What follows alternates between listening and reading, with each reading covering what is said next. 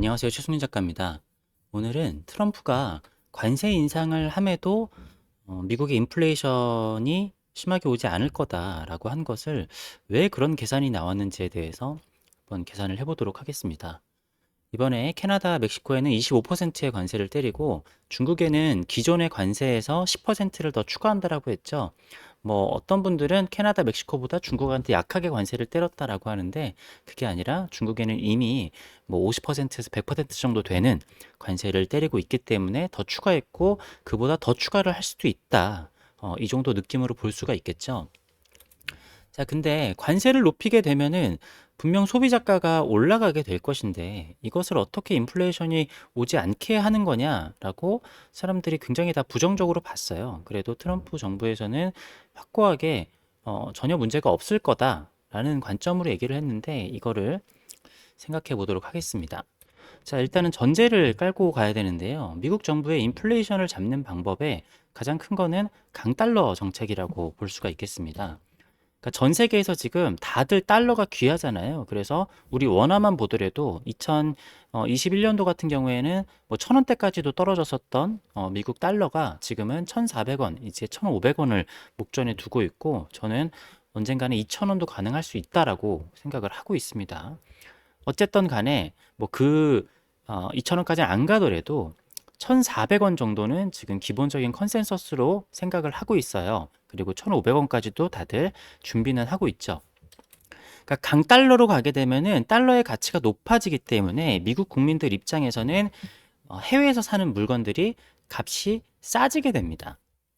자, 이게 어, 요즘에 뭐 저뿐만이 아니라 많은 사람들이 얘기를 하는 것 같은데 미국이 전 세계를 상대로 혼자서 플라자 합의를 했다라고 볼 수 있을 텐데 일본의 입장하고 다르게 달러는 기축통화이기 때문에 다른 일반적인 경제 논리가 통하지는 않습니다. 뭐 예를 들어서 옛날에 중국이 수출을 너무 많이 했었을 때 그때 그 수입해서 벌었던 돈을 중국의 본토로 가져오지 못하게 했어요. 왜냐하면은 중국으로 돈들이 너무 많이 들어오게 되면은 인플레이션이 너무 생기게 되니까 그 중국인들이 벌어들인 돈을 해외에서 그냥 쓰게 했었습니다. 그래가지고 중국인들이 해외에 부동산들을 엄청나게 많이 사가지고 세계 각국의 부동산들이 버블이 엄청 심했었던 그런 때가 있었죠. 근데 미국의 입장은 다릅니다. 왜냐? 달러는 지금 전 세계 누구나 엄청나게 갖고 싶어 하는 통화거든요. 제가 자주 얘기하지만 전 세계의 돈은 달러 하나밖에 없습니다. 현재의 세상에서는. 그러니까 달러가 미국으로 더 모이게 하고 달러가 더 귀해지게 해야지 미국의 인플레이션도 잡을 수 있고 지금의 주가 지수도 계속 연일 사상 최고치를 달리고 있잖아요. 이거는 기본적인 일반적인 경제 상식으로는 금리가 내려가야 주가 지수가 올라가는데 미국이 희한하게도 금리를 올리면 올릴수록 주가 지수가 계속 올라갔어요. 그리고 우리나라보다도 주가 지수, 그러니까 지금 기준금리가 높은데 주가 지수는 계속 우상향을 하고 있죠. 우리나라는 주가 지수가 오르지 않고 있고요. 이게 팬데믹 때 미국이 저금리 정책을 하면서 달러를 거의 한 기존 통화량의 4배 정도를 찍어냈단 말이에요. 그러니까 지금의 미국의 인플레이션이 굉장히 높아 보이지만 사실 미국이 찍어냈었던 달러에 대비해서는 인플레이션이 그 정도로 올라가지는 않았단 말이죠. 왜 그러냐? 그 미국에서 찍어낸 달러의 유동성이 전 세계로 퍼져나갔기 때문인 건데 쉽게 얘기해서 우리가 달러 빚을 낸 거죠. 달러 빚을 해서 유동성 잔치를 했는데 미국이 지금 우리나라보다 기준금리가 높다 보니까 다 돈이 미국으로 다시 흘러 들어가고 있어요. 근데 그럼에도 우리나라나 다른 선진국들은 경제 체력에 받쳐주지 못하기 때문에 미국보다 기준금리를 높이 올릴 수 없는 상황이죠. 저는 이거는 미국이 상당히 의도한 거라고 봅니다. 자, 그래서 제가 지금부터 하는 계산은 달러가 미국으로 더 모이게 한다.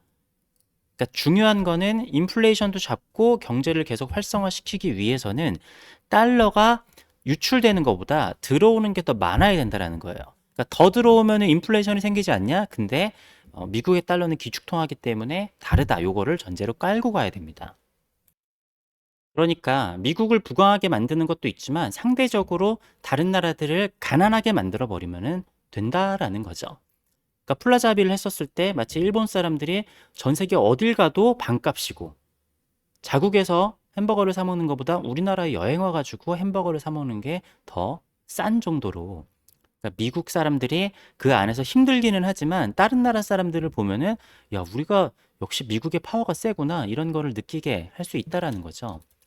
자, 그래서 계산을 해보겠습니다. 자, 미국에서 자, 120달러의 물건이 있는데 이 중에서 100달러는 다른 나라, 우리나라나 여러 나라에서 수출업자의 소득이라고 해보겠습니다. 그리고 관세가 20달러가 되면은 미국 소비자가가 120달러가 되겠죠.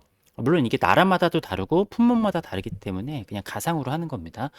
자, 이런 상황에서 관세를 50%를 올린다라고 하게 되면은 관세를 그냥 무작정 50달러로 올릴 거냐? 그러면 소비자가가 너무 올라가게 되잖아요. 그렇기 때문에 조금 조절을 해야겠죠. 같이 고통을 분담하자라고 했었을 때 그러면은 90달러. 근데 이게 왜 가능한지는 좀 이따 말씀드릴게요.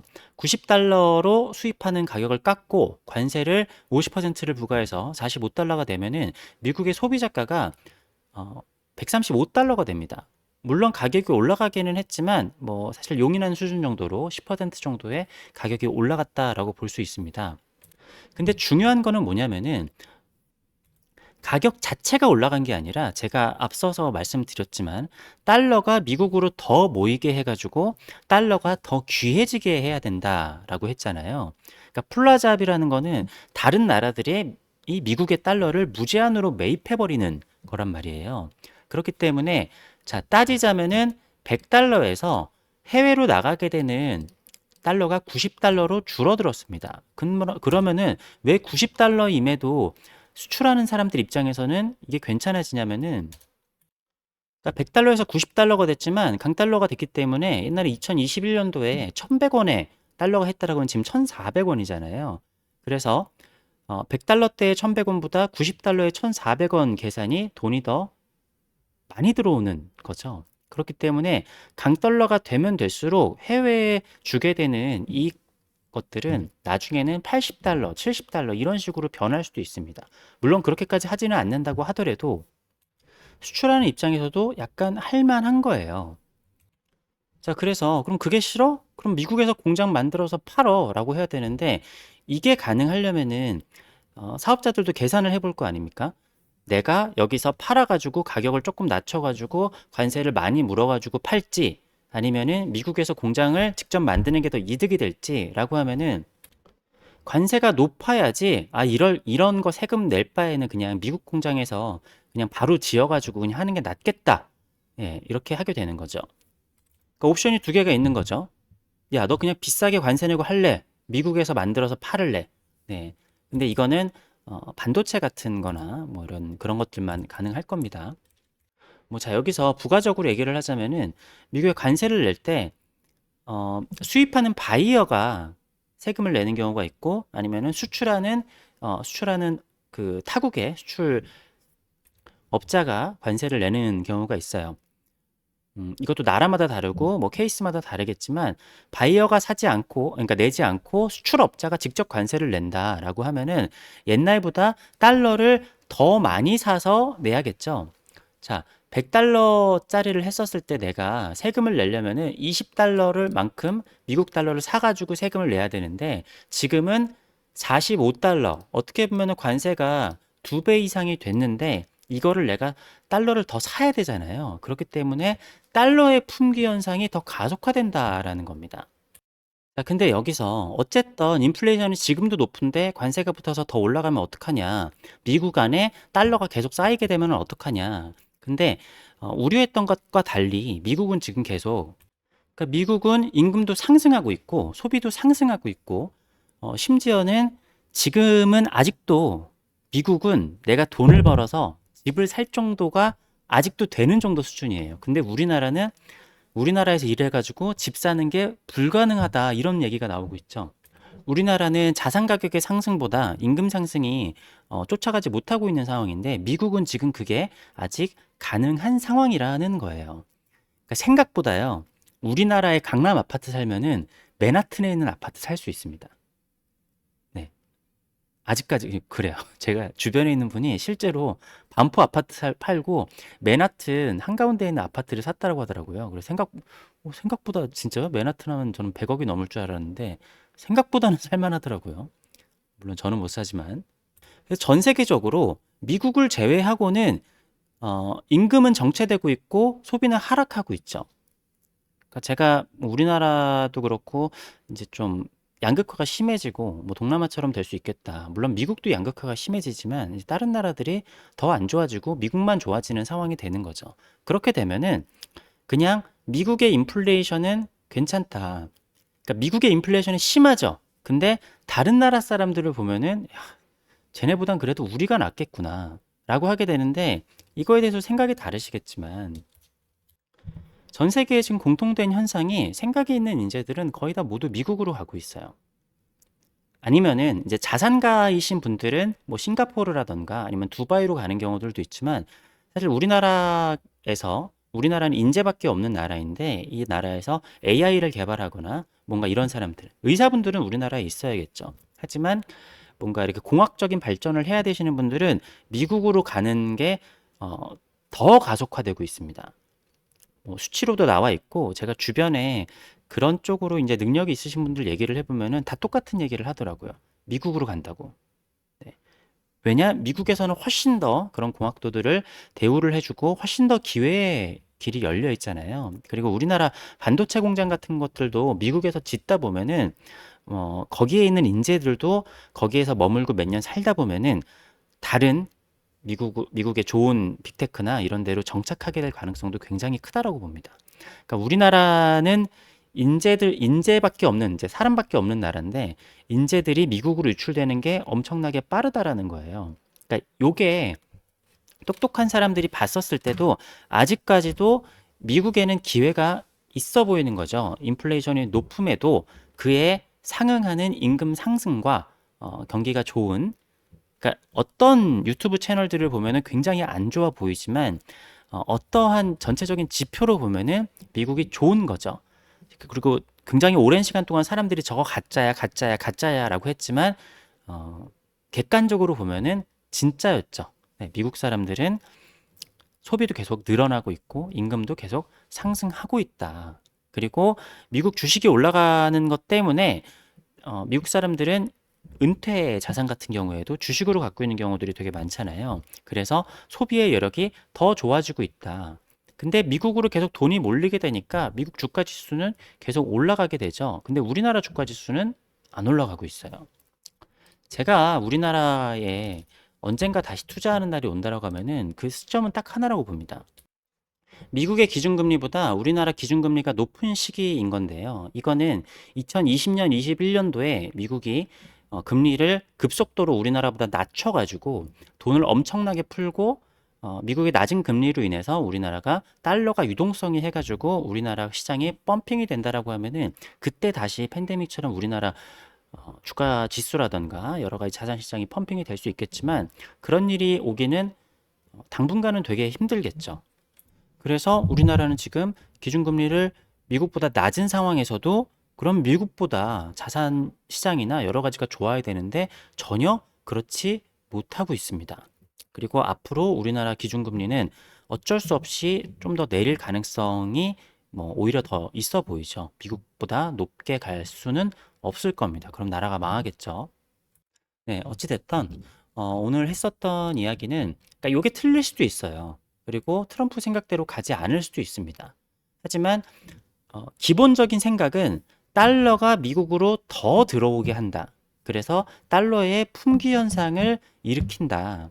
그리고 사람들이 뭐 관세를 내든 뭘 하든 더 이제 달러에 대한 소비, 그러니까 달러가 더 필요한 상황을 만들게 되고 관세를 높여야지 너 그 관세 내지 않을 거면 미국에서 공장을 지어가지고 해라. 이게 가능하다라는 거예요. 그리고 미국에서 사람들의 임금이 상승되고 주가 지수가 올라가서 소비 여력이 생기는 그 힘이 물가가 올라가는 것보다 더 세다라는 겁니다. 그러니까 다른 나라, 우리나라에 적용되는 그러한 경제 논리는 미국하고는 다르다라는 거예요. 기축통화 국가이고 그리고 소비 국가이기 때문에. 그러니까 그런 얘기들도 하더라고요. 미국도 수출을 해야 되니까 약달러를 할 것이다. 저는 그렇게 생각하지 않습니다. 미국의 주요 수출 품목들이 뭔가요? 미국의 주요 수출은 빅테크죠.